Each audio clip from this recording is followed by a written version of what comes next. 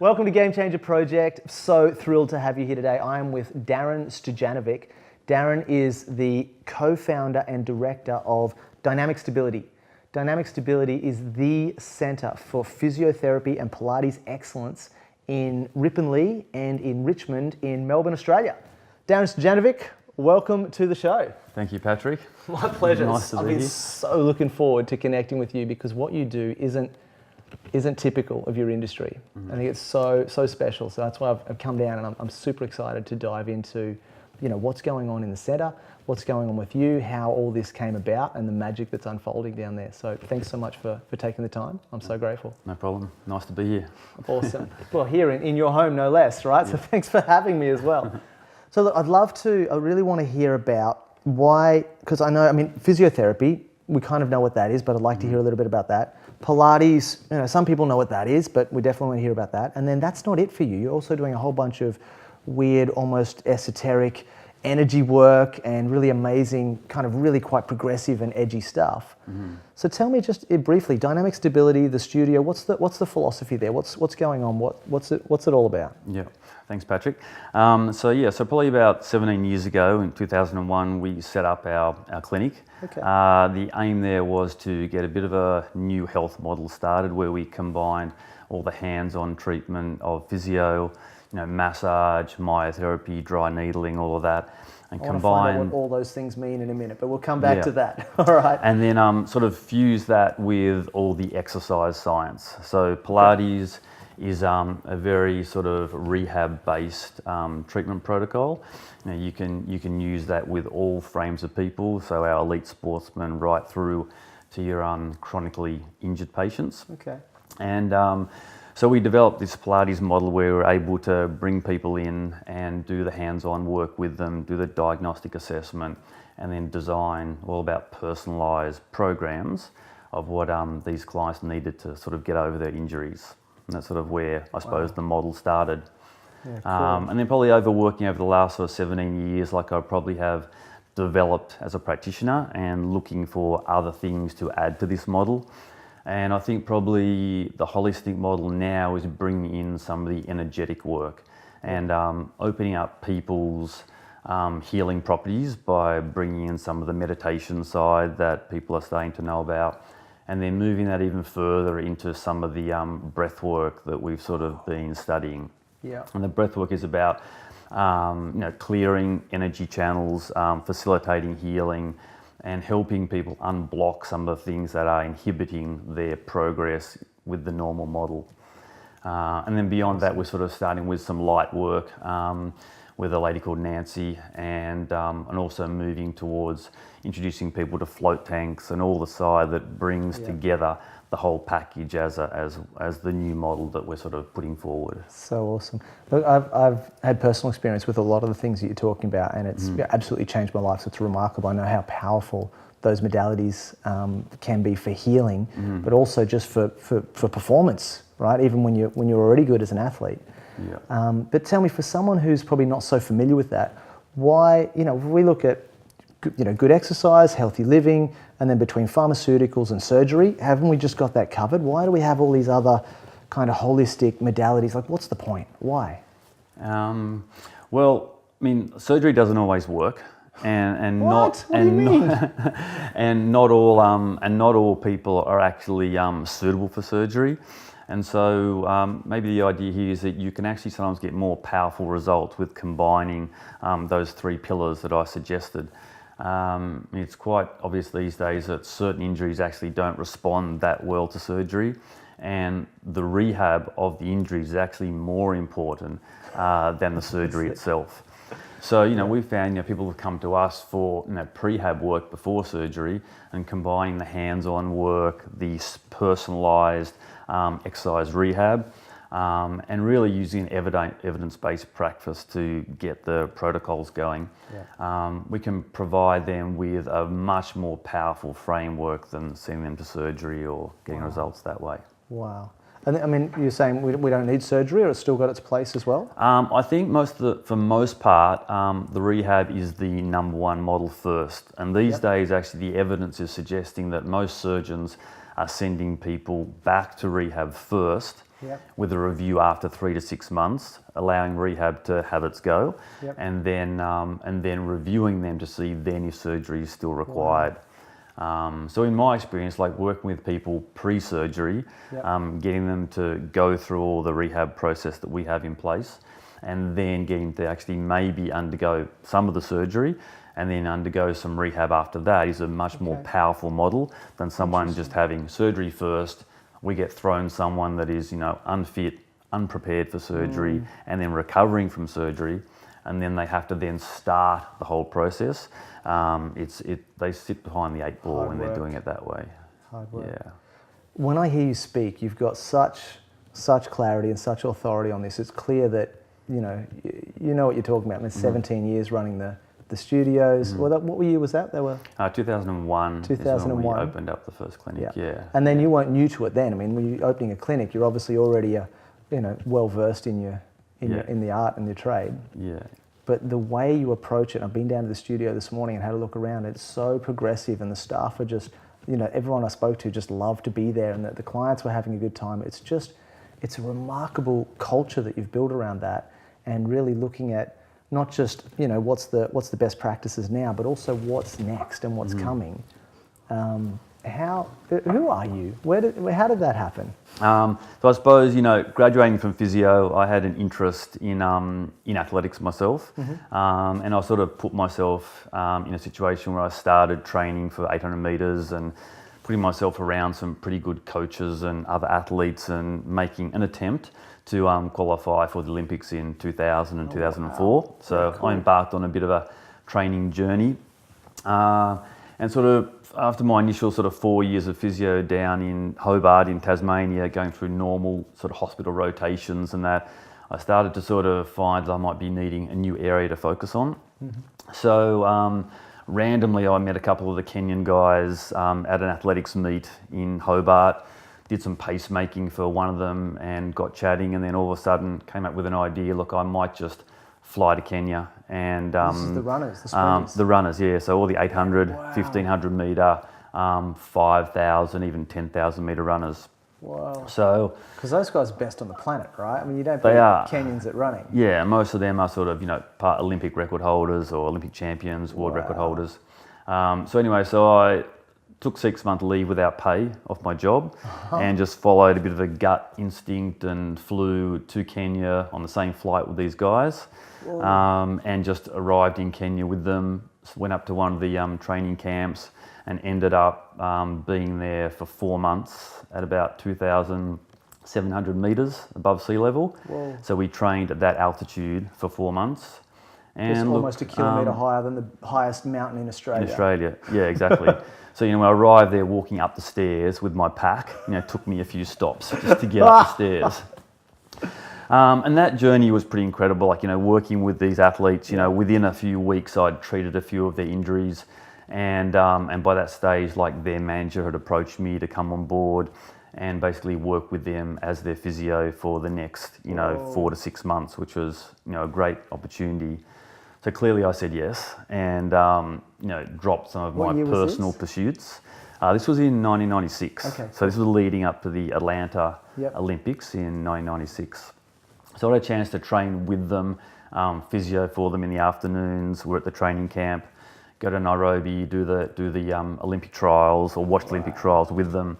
And then they happened to then fly me to London. I spent 2 months in London working with them, timing them at the track, driving them around, working on them in the afternoons. And then that experience finished after 6 months. Then I flew back to my normal life in Hobart.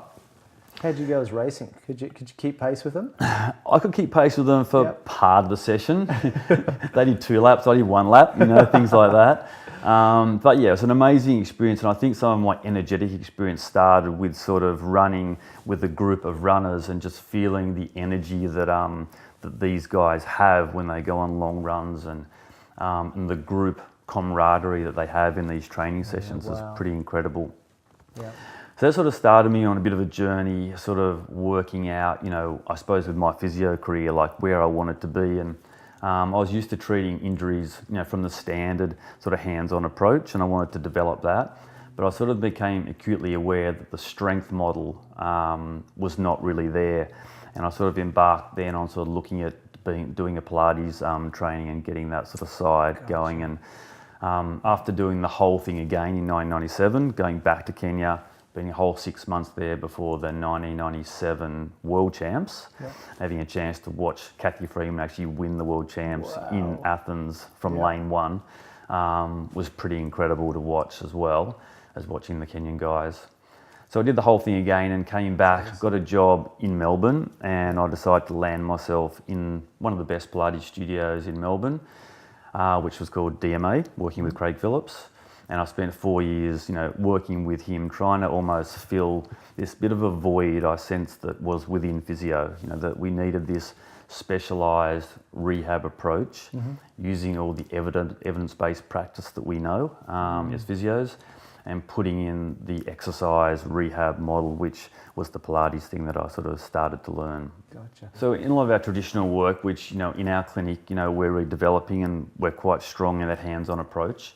What you find, we do the normal spinal mobilisation work. So we assess people's spine, and then we actually find joints that are jammed, stiff, and we can do joint mobilisation on the vertebrae on the spine. And that applies to knees and ankles, where we can joint mob, all those peripheral joints as well. And there's the whole muscular side, where we can actually do trigger point work with our hands, or use needles and acupuncture and dry needling to get the results as well through that. And then I suppose there's all the different soft tissue techniques, like deep tissue work or soft tissue work, myofascial release, and different sort of techniques along those lines. Okay. So the adjunct of taking all of those hands-on treatments and then applying that to the body, and then adding all of the exercise-based stuff as well, provides a pretty powerful model for improvement. So the strength-based approach would be our normal conventional strength training. So in our clinic we have a bunch of guys that are actually trained in strength conditioning as well, so they can apply the normal strength model in the gym, doing squats and all that sort of standard approach. Barbells and dumbbells and machines. Barbells, dumbbells, things like that. And then we also then layer on top of that the Pilates model, which is basically strengthening from the core, integrating breath work into movement. And then probably the biggest thing is the Pilates work enables us to isolate different muscle groups as well. So if we in our assessments we come up with there's a deficit in certain muscle areas, it's very easy for us to design a personalised Pilates program, and then strategically work on those muscle groups to rebalance the muscular system in the body. So if you imagine working on the joints and loosening the spine, it's only as powerful as the muscular system around that can support it. And so quite commonly people maybe get a little bit better, but then they have re-injuries over time or for the rest of their life, because their body has not been, I suppose, rebalanced in movement and rebalanced from a strength model as well. Wow. So tell me, who's it really appropriate for?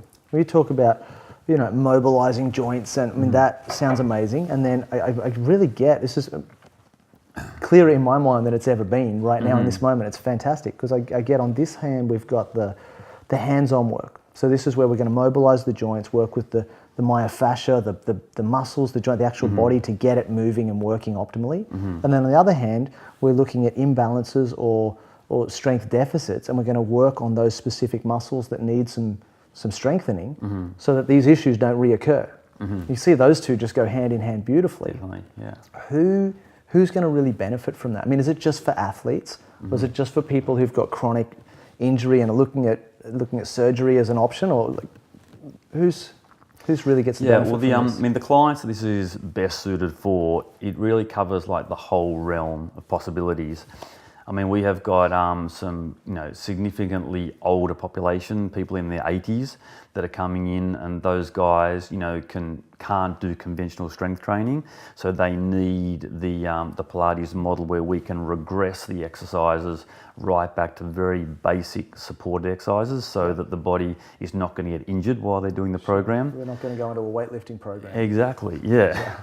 And then we can move that model slowly through all the age groups, where at the moment one of my main things I'm working with is some of the AFL footy guys and some of the Vic Cricket and Aussie Cricket guys, where we're looking at, you know, the elite movers, where we can help with some of the cricket guys, like preventing reoccurrent spinal stress fractures for the cricket fast bowlers, where we can balance out the spine a little bit better, you know, get parts of the spine moving that are blocked, stabilise the, you know, the lower lumbar segments that are being injured, and help these guys get back to professional sport. Yeah. So that's amazing, because we look at, you know, AFL and cricketers, especially in Australia, as the, you know, it's like the epitome of a of an athlete. You know, the fastest, strongest, most agile people in our community, in our nation. Yeah. And you're saying they've got mobility issues in the spine, and they've got this kind of stuff going on. I mean, if you look at the standard AFL guy, you know, they're a strong, fast-running athlete. Sure. You know, the majority of these guys are carrying significant injuries in their mid-20s,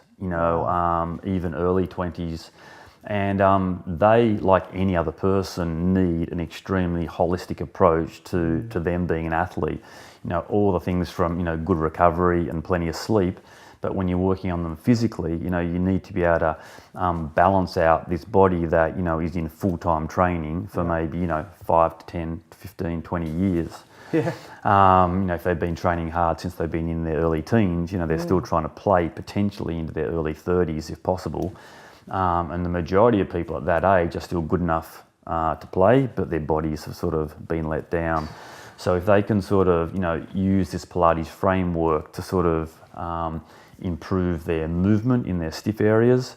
And a lot of it is also about teaching the players and the patients about their own bodies. So they can actually sort of understand what's wrong in their bodies, and they can actually get on the Pilates equipment and do their work to unlock their own body. And that's a very empowering thing to be. You know, if you go to a therapist every time and just get them to fix you, if you actually suddenly flip the tables and you're going to a therapist that has taught you about your body, and then has taught you which exercises you can do to unlock your pain, then that empowering approach actually gives the control back to you as a client. And once you feel that in your body, then you don't suffer as much, or you don't suffer anymore, because you have actually control over your own pain, and you're able to sort of, you know, come into the clinic, work on your own body. And that's one of the things we're trying to empower the AFL guys with at the moment, is teach them about their bodies, you know, teach them a list of exercises that in the club they can do almost every day, get their body out of pain and push themselves further and further towards this holistic health model. So on the one hand, I mean, we've talked about, you know, elderly people who, you know, frail and haven't, you know, bone density and muscle mass is, you know, big issues, so they've got to take it really gently. On the other hand, you've got the top athletes that this nation can produce. I mean, that's a pretty broad spectrum of people, and I guess you're going to say everybody in between, right? Yeah. So tell me about and this is kind of two extremes. What's some of the you know, typical cases in betweens? Well, like we've got all the young professionals that are spending now, you know, 10 hours a day sitting at a desk, you know, and their recreation time is triathlon, or doing marathons, or getting out there and cycling. So, you know, they've started their work career, you know, they've been active and going to uni, whatever, and then now all of a sudden they're spending 10 hours a day at computers, and their body over 10 years really starts to change. So, you know, these guys in their 30s and in their sort of early 40s need now to be really focusing on their health and their sort of well-being for their future. And, you know, they don't want to give up their recreation activities of surfing, of cycling, of running. So really, like, this model is a lot about that middle bracket of people that want to stay active, be active with their kids, and then as they're a bit older, you know, stay active playing golf, and get out there and play golf 2 or 3 times a week as you're entering that retirement phase. You have grandkids that all of a sudden you've got to run around after, so you need to be active for all that sort of stuff. You know, most grandparents just thrive on the fact that they can spend a half day with their grandkids and sort of, you know, get them going. Yeah, but if they haven't got the, you know, the energy and the strength to be able to do that, it's going to be exhausting. Yeah, right. Yeah. I'd love to get into some specific examples of some people that you know, and some, you know, kind of some therapies and some treatments and some results. Really, I want to hear about the results, because that's where it's at the end of the day. All this is nice talk. But let's get back to you for a bit. Okay. So you've done Tasmania, Kenya, London, back home, back to Kenya. Yep. Is that about where we're up to? And then sort of got a job back in to Melbourne. Yep. and Top relocated physio. back here. So I had 4 years working with Craig at Dance Medicine Australia, which was sort of the foundation of some of the clinical Pilates work. He's probably one of the pioneers in physio of sort of using the evidence-based practice to develop a Pilates model. Yeah. And by this stage, you were no slouch. I mean, you'd already been around the world working with elite, like, Commonwealth Games and world record holding athletes. So I'd done 2 6-month stints with these guys overseas. Right. So you would have been a big asset to his team as well. Sure, yeah. And then probably like after spending 4 years with Craig, what I was able to do is sort of look at all of the Pilates model that he was producing, and then from my own experience sort of almost try to search, okay, where can this model sort of be taken now? And that's where I came across another American franchise called Polestar Pilates. Okay. Their name comes from being the guiding light, the Northern Star, and pretty much their philosophy was based around a physiotherapy rehab model, where the guys in America were cultivating this very holistic way of doing Pilates, which didn't sort of conform to one little level. But what it actually encompassed is like this whole thing of assessing clients, generating their problems and matching all the correct exercises to that person. So you really had an idea where you could assess a client, use your physio skills, add your hands-on approach, and then develop the program really personalised to this person's injuries. So I started my retraining with these guys. First set up a clinic in 2001 with another mate of mine, Nicholas Allen, and the two of us set up this clinic, and then we both embarked on this new training, which involved doing some training with some of the guys that came out from America. It was starting in Australia in 2001, 2003.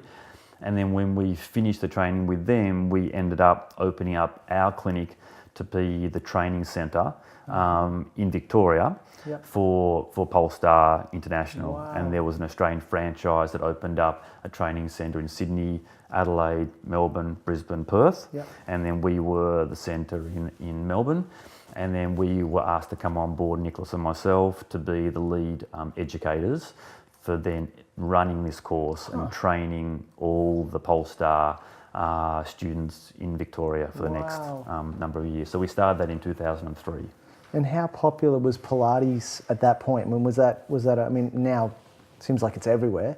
I think 2000s. It was growing. It was growing, but it was maybe linked a lot to dancers. In the initial instance, because they could relate to a lot of the movements in Pilates. And the mainstream sort of people that were coming through standard physio were just starting to get involved in that. So, there wasn't many clinics open up. There was a few, one in one suburb, one in another. And these days we seem to have sort of, 3 or 4, everywhere, potentially 5 in the one suburb. All run very differently. Some are purely fitness armed, and some are run by physios, some are run by extremely qualified Pilates teachers, but they all offer, a little bit of a different whether it's sort a of rehab approach. Focus or a performance focus, or for dancers, or just purely athletes. for fitness, as an alternative to gym.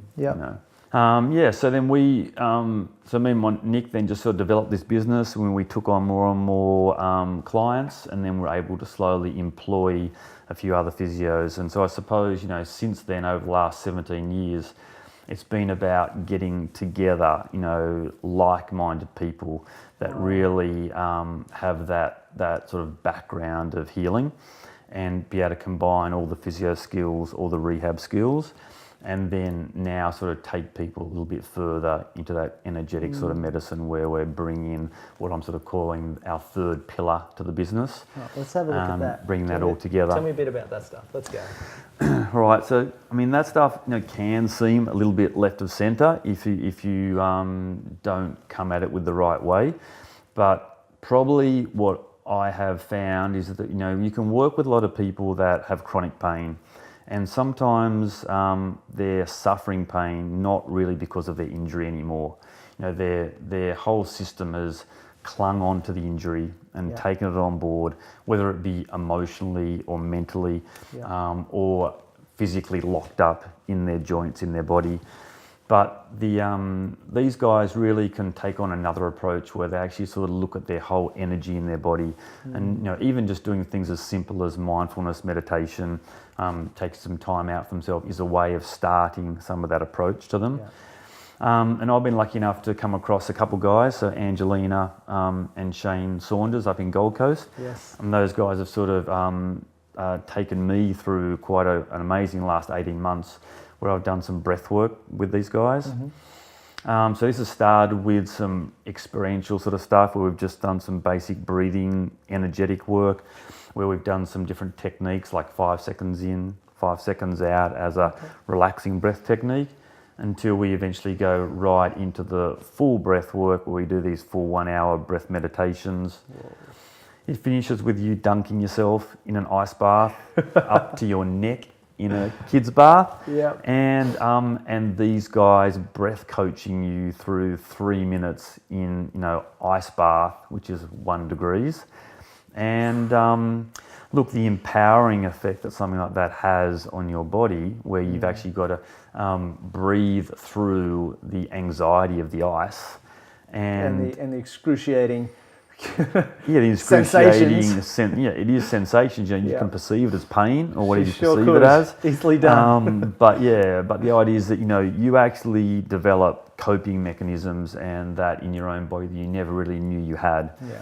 You tap into deep resources or reservoirs of power. So part of what we want to do is to use some of the breath work to help people with anxiety, help people with stress levels that impacts on their physical pain, and then take them through this breath model where they can go through the full energetic work, where I've got some of the cricket guys already coming in and doing with me.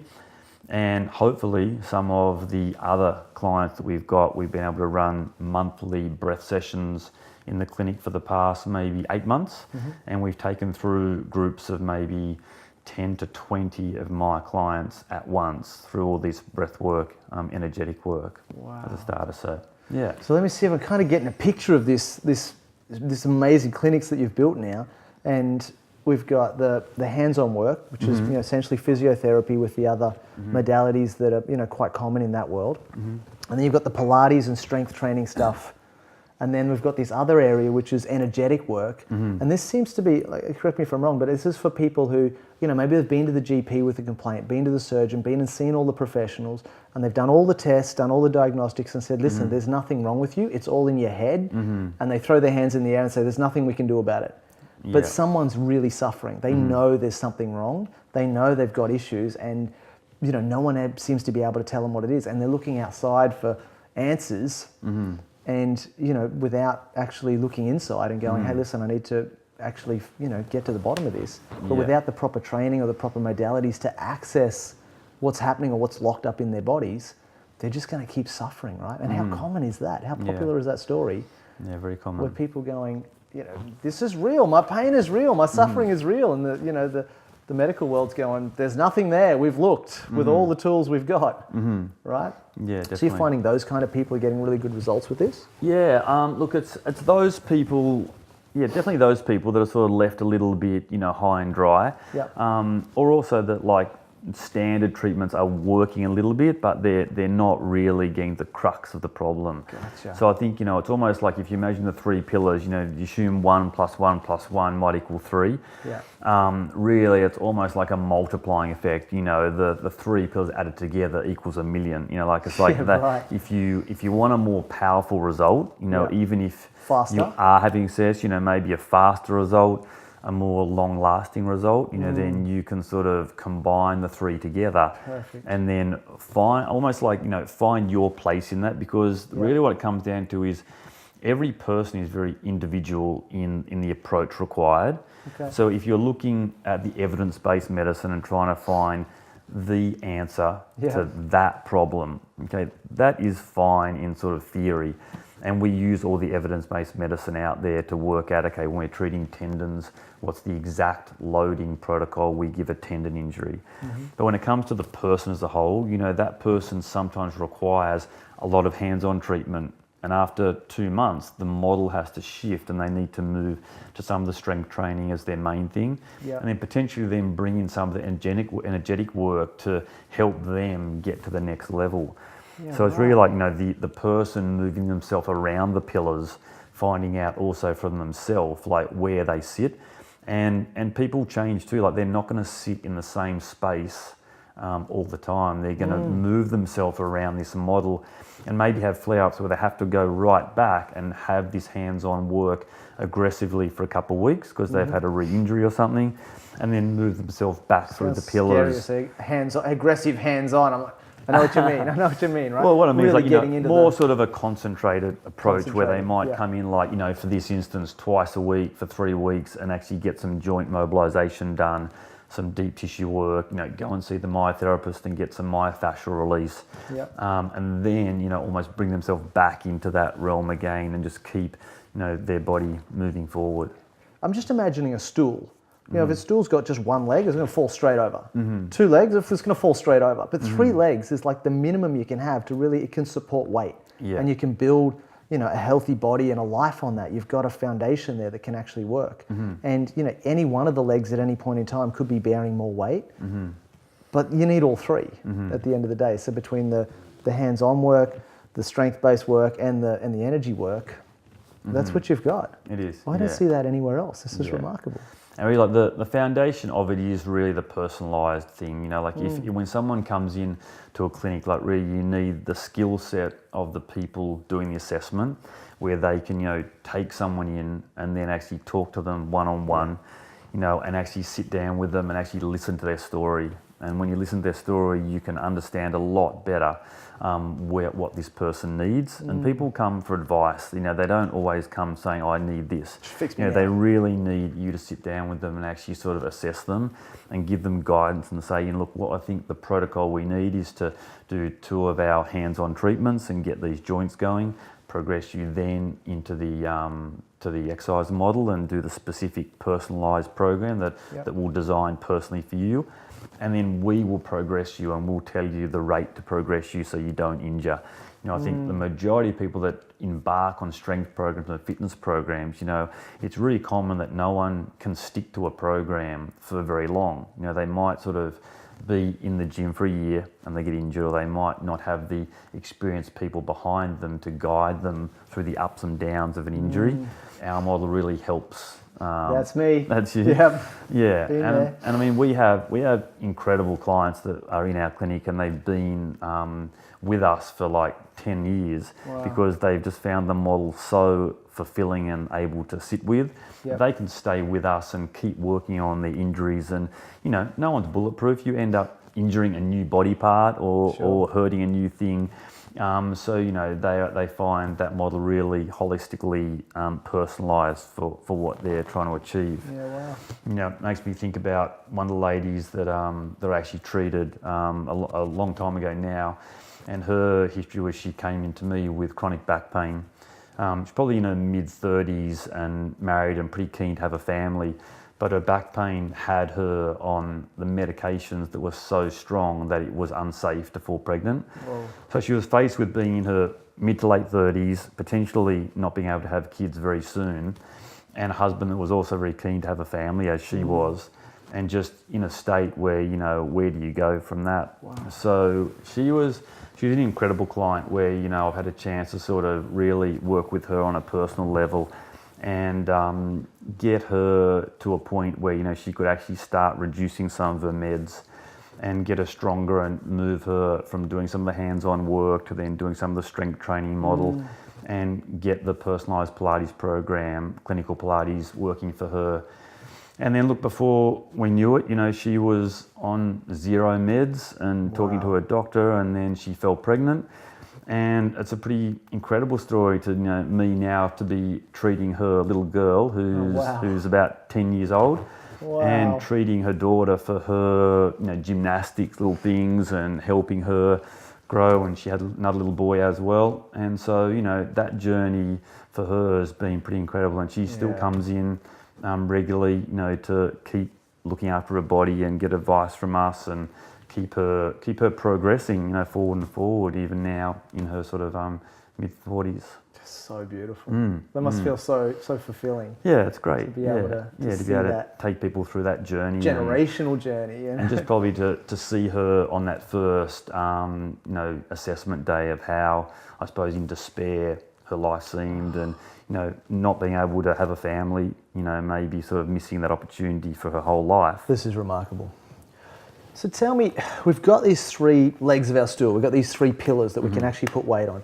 Let's make it really practical. Give me an example of someone who's got an injury. What's a common injury?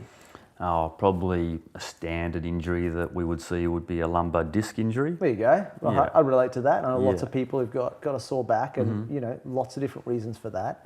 So someone comes in with a complaint of a sore back. You're suspecting maybe a disc injury, maybe it's there's a whole plethora of things it could be. Where do you start, and how do you kind of take people through these 3 things? I want to kind of look at how they work together and how this could work for me or for anyone who's coming into the clinic for the first time. Yeah, sure. Well, I suppose when the standard disc injury comes in, like, we would start with our assessment. And what's common, the client might come in with their back pain. They may have referred sciatic pain or just central back pain.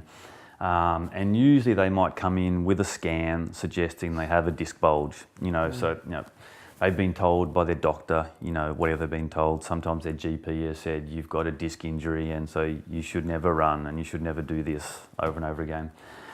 So when they come to us, they come for a bit of guidance on what to do with this disc injury. Sometimes we get them and they've actually had these injuries for 10 years, 15 years. It's not always an acute injury that we've just seen. So look, our main role is to start the assessment of sort of gaining some information from the scans, from what the person tells us.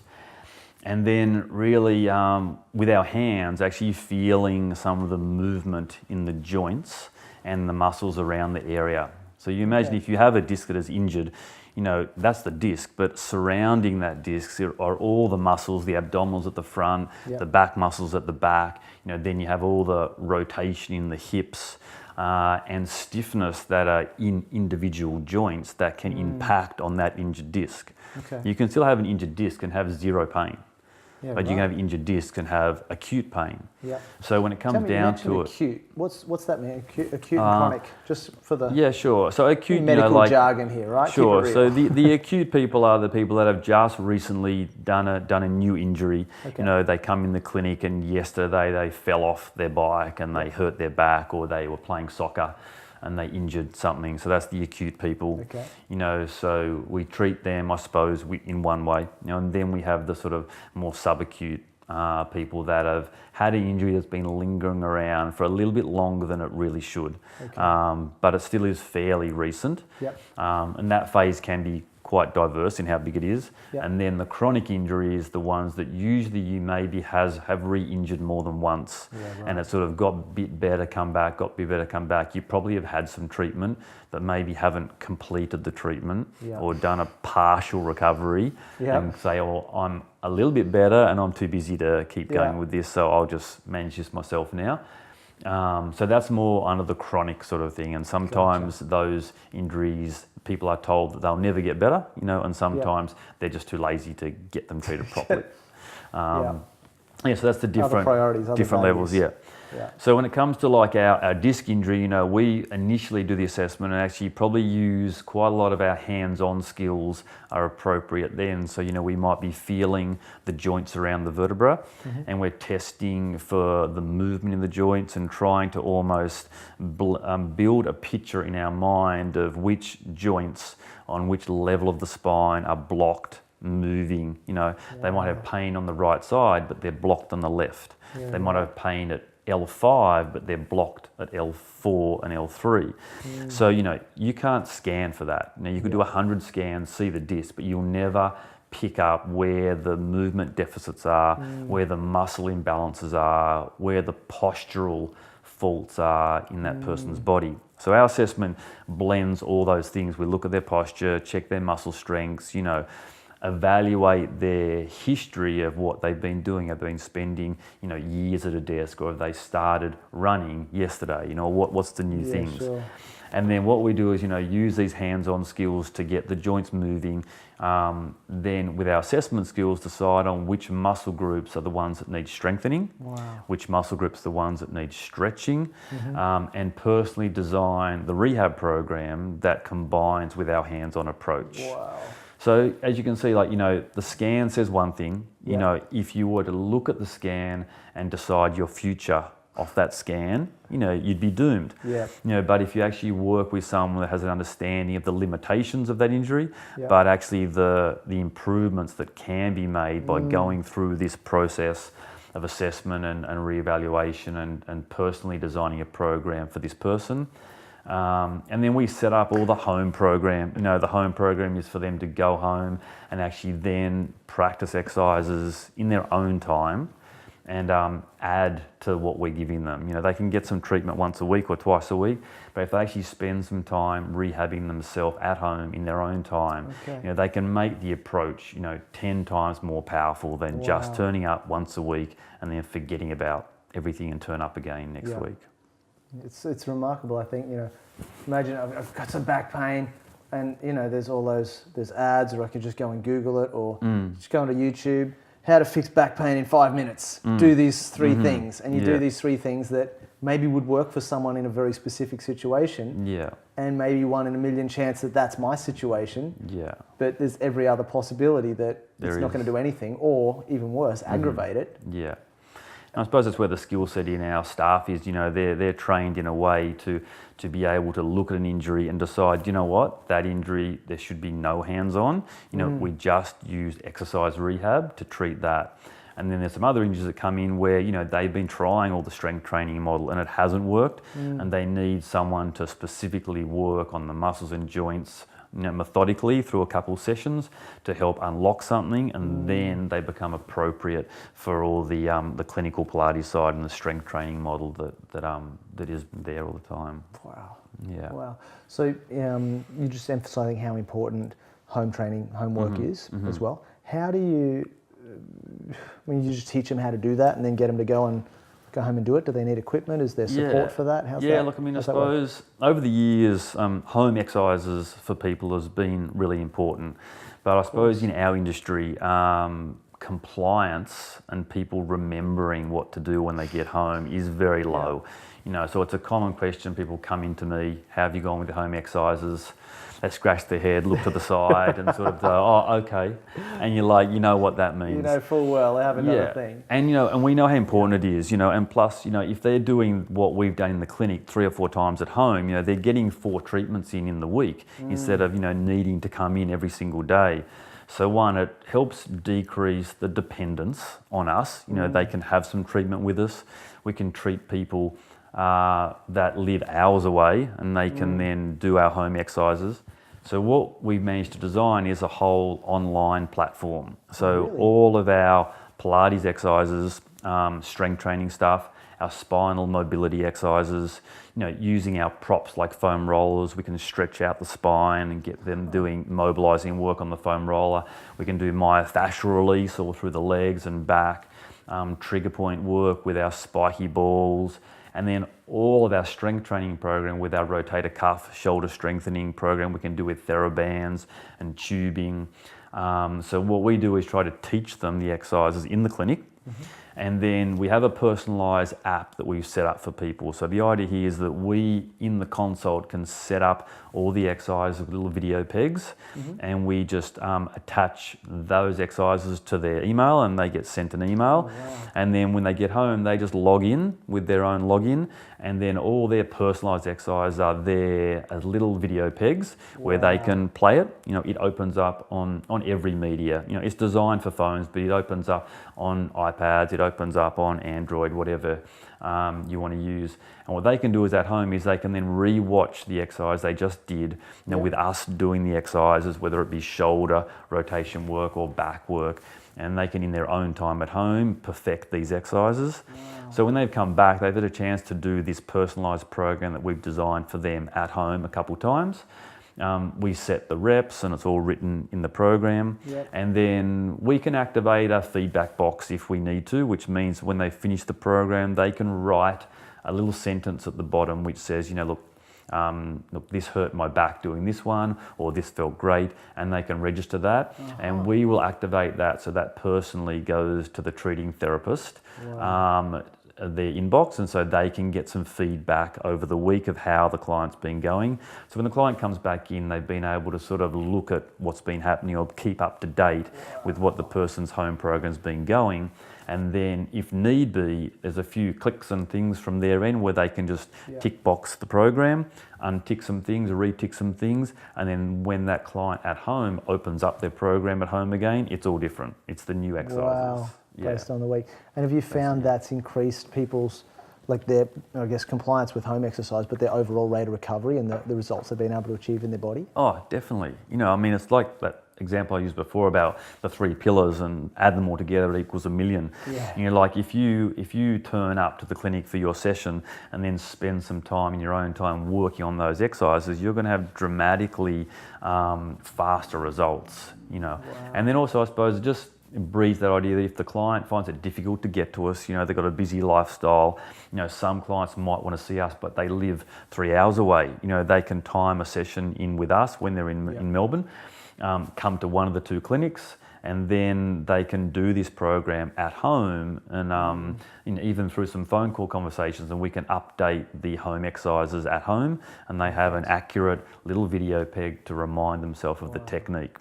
So it sounds like the app then isn't to replace coming into the studio, it's to supplement that. It's not a standalone thing. I can't just go, hey, I'm just going to do the app on home thing. I still need to come into the studio to get that. Yeah, and really to get that personalised thing really is what you want to sort of achieve. It gives me really personalised treatment, reduces the amount of times I need to come into the studio, and the length of kind of time where I'm in recovery mode or whatever can just dramatically shorten that.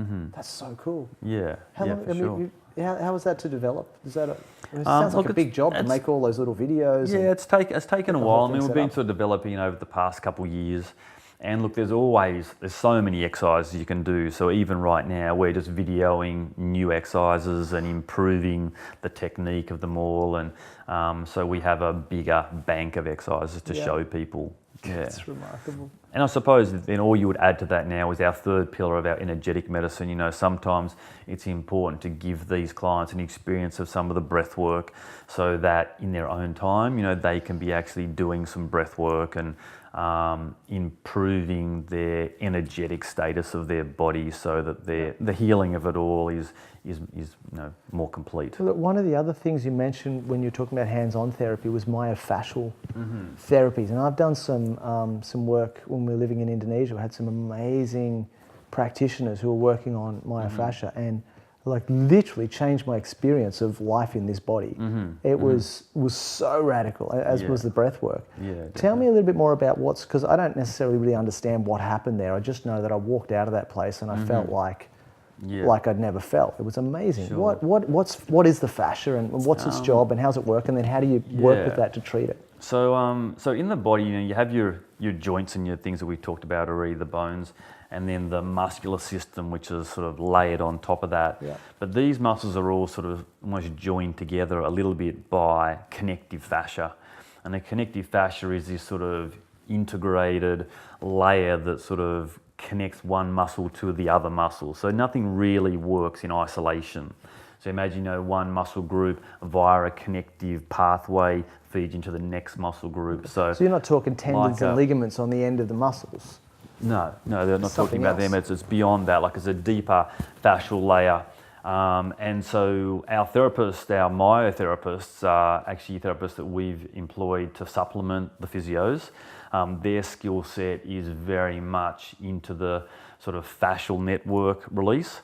So these guys are massage therapists that have specialised further as remedial therapists, continue their training, and then become qualified myotherapists. Wow. That they've developed all these deep tissue techniques where they can do sort of acupuncture, dry needling. They can use cupping to sort of, to pull the fascia. They can do trigger point work, deep tissue work, and then just your normal flushing out that some athletes sort of get as well. So that fascial work supplemented with all the physio work and the Pilates work is such a powerful thing. Wow. And I think when you sort of look So at the cool to get improvements, that all you in can, one place. yeah. So I think when you look at how powerful some of the deep tissue work can be on fascial release, like you were saying, you can walk out of these treatments just feeling like your back's straighter, your spine has all the pressure lifted off it. Yep. And then the thing then to add to this whole fascial thing is like beyond the manual treatments, there's so much research these days going into what fascia actually is, and they're finding out incredible things when they look at the details of fascia. How we can store past emotional experiences in our fascial network. Whoa. So you might think people come in with chronic pain, that it's just a pure muscular problem or a joint problem. But a lot of the fascial research these days is showing that within this fascial network, we can harbour, emotions or even things like some past traumas where in this fascial network, there are blockages or stored energetic channels that are holding tension. So you imagine this whole matrix that goes from your head over your body and you're covered like a Spider-Man suit. Yep. And imagine that Spider-Man suit being like dragged together on your upper back, and you wonder why you have neck pain. Yeah, sure. So part of that release of fascial network you can achieve via the deep tissue work, but you can also bring in some of the energetic work, which is some of the breath work that I was talking about, where we actually take people through a 1 hour breath meditation, which has a particular focus on energetic clearing. Yeah. And the technique pulls people quite deeply into a breath pattern where they can actually get to a point where they feel the energy in their body. Almost imagine like scraping out the dead zones in your body and releasing some of these like locked in emotional content that sits within this fascial network. Yeah.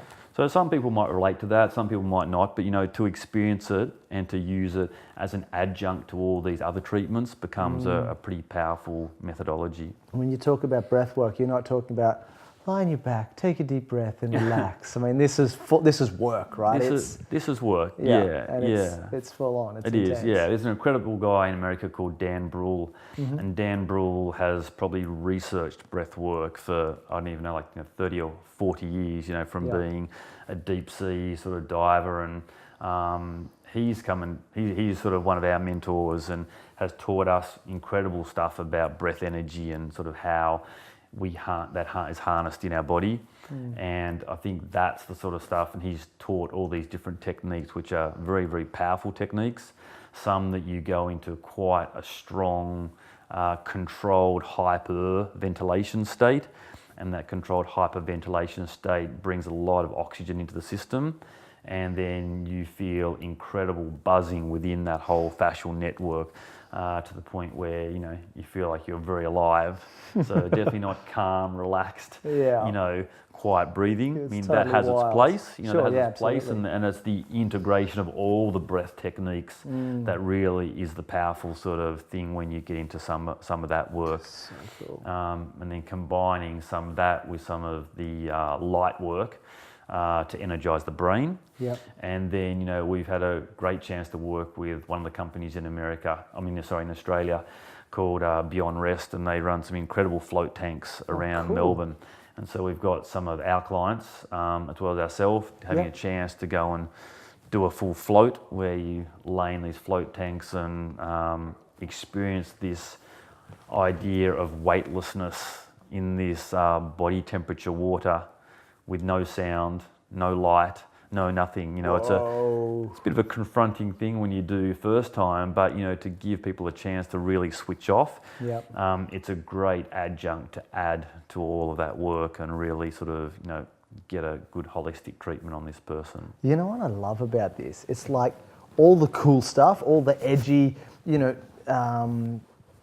really progressive type treatments and therapies, but not in a random scattergun approach, like with a really good solid medical and like evidence-based approach Yeah. with and really solid foundations of stuff that's, you know, I mean, physiotherapy, all the things that we know have trusted for a long time, and now looking at all this stuff, and you're looking at it all from a very, you know, very strategic, very practical, very, you know, there's a lot of discernment in what you're doing. You're not just going, hey, there's some random new thing, let's just... Yeah.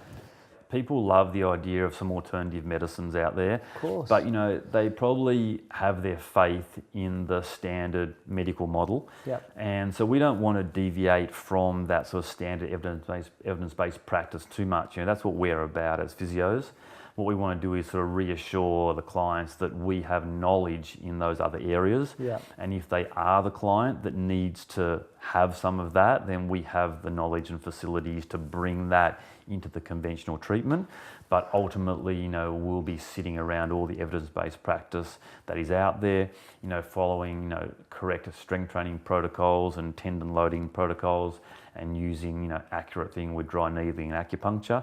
But, you know, if the client needs the other pillars, then we have the ability to move them around those pillars and open their minds and open their body up to some of these other areas with our guidance. Perfect.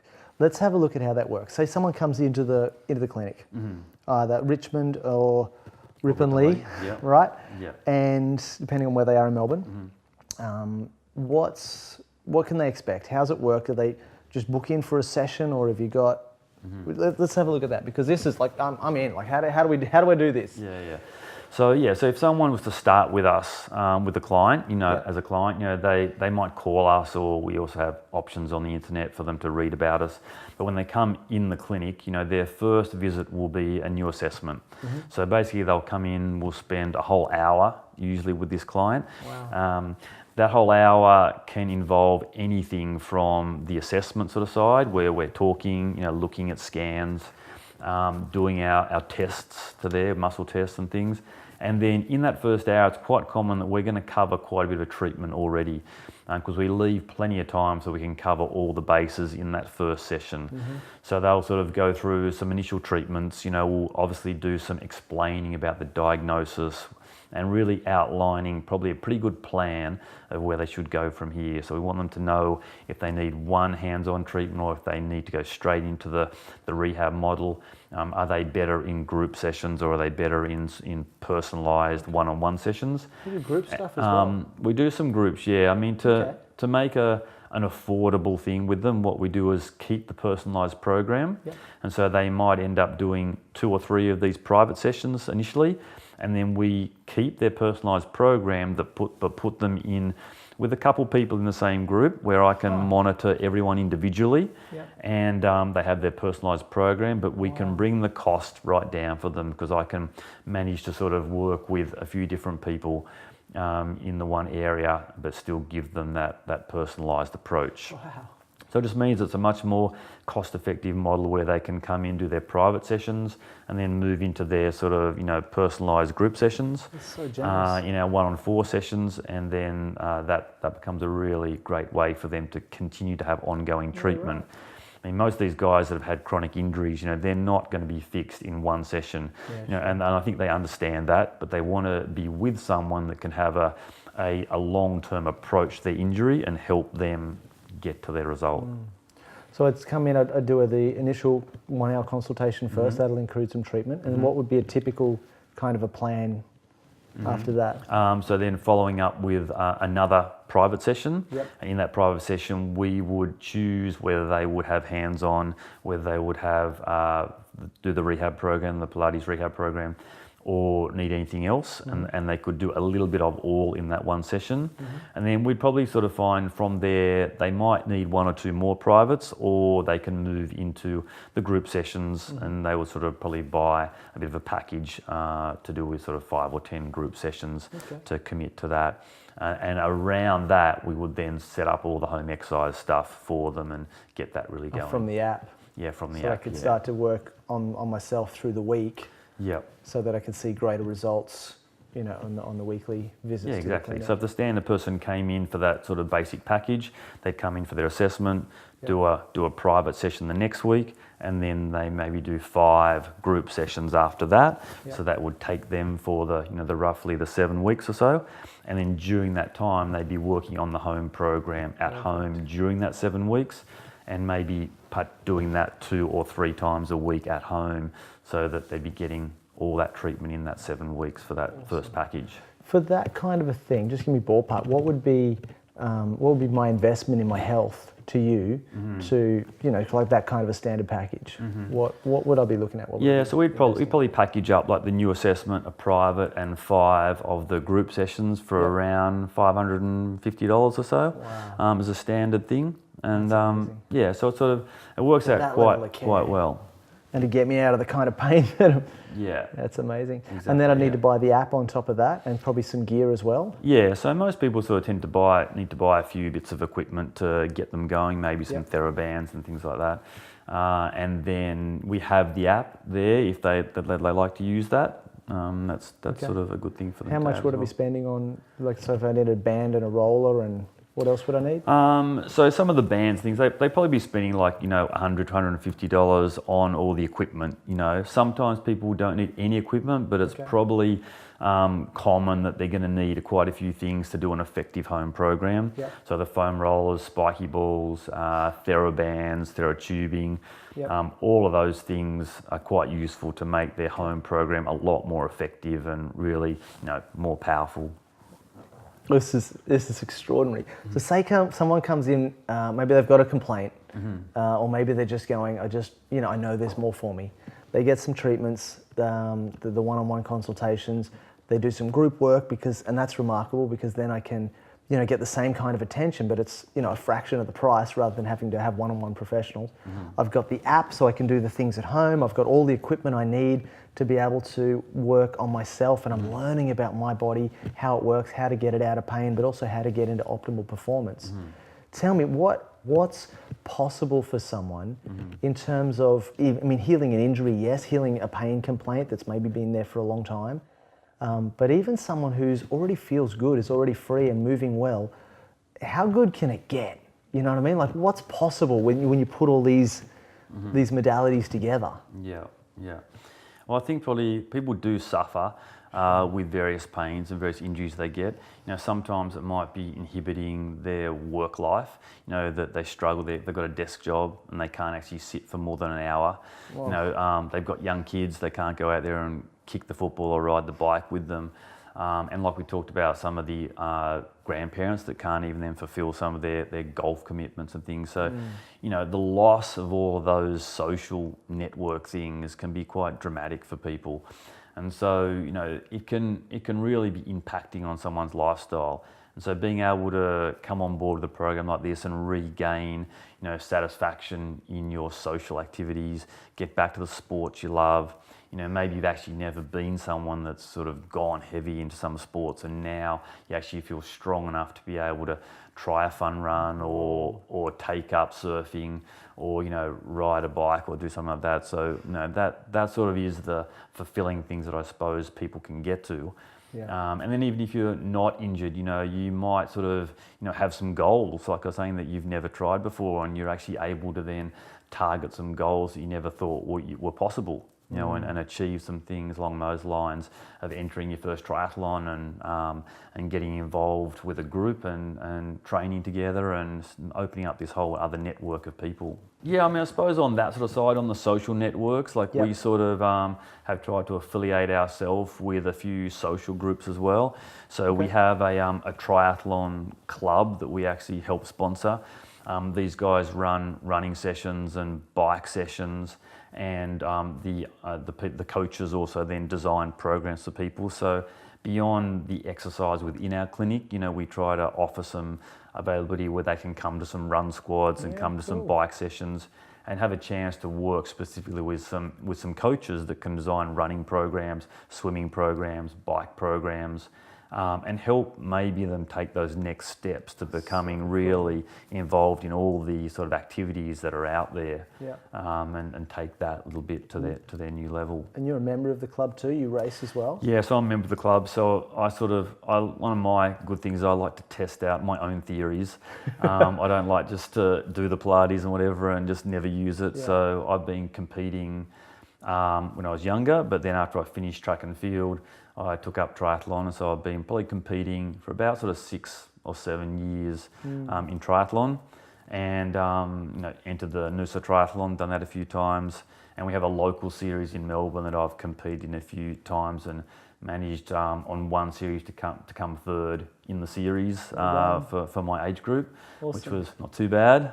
So I'm involved in the club on a personal level as well, and doing my own training and getting other people involved in that as well as a sort of a thing outside of our clinic. So awesome. Darren Stojanovic, thank you so much for your time. I'm super grateful to be here. Dynamic stability. Yep. Changing the world. Okay, right. Thank you. See you soon. All right.